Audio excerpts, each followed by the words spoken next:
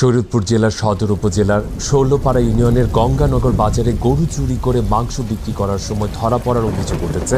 সকালে গঙ্গানগর বাজারে দুটি গরু বিক্রির সময় দরিদ্র কৃষক রশিদ খলিফা তার গরু দুটি গায়ের চামড়ায় চিহ্ন করে।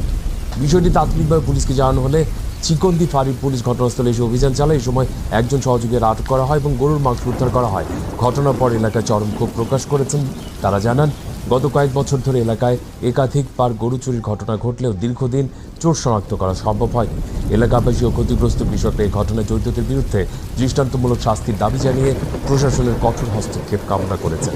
এই গরু রাজাক মাতবরের নেতৃত্বেই রাজাক মাতবর স্বাস্থ্য বাড়ি ঘরে এই গরু ছিল, মানে আসল গন্ডগোল, এই জন্য অনেক রাখছে এই গরু এনে রাজাক রাখছে।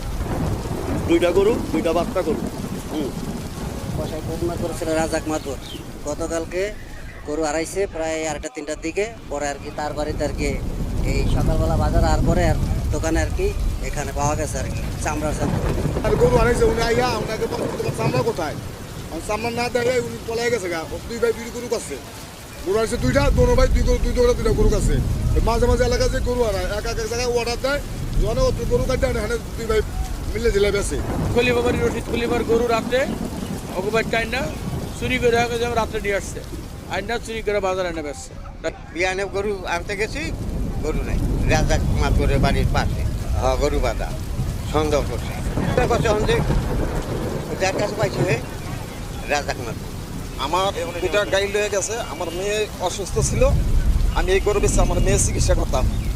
এই যে রাত্রে গরু বেশ পৌঁছে দিন, ওদিনের রাত্রে আমার গরু দুটা নিয়ে ও ভুল হয়ে গেছে এবং অলরেডি ওর নামে আমি মামলাও দিয়েছিলাম এবং আমার জিটি করাচ্ছে। হাও পরে এই ঘটনা ঘটায়।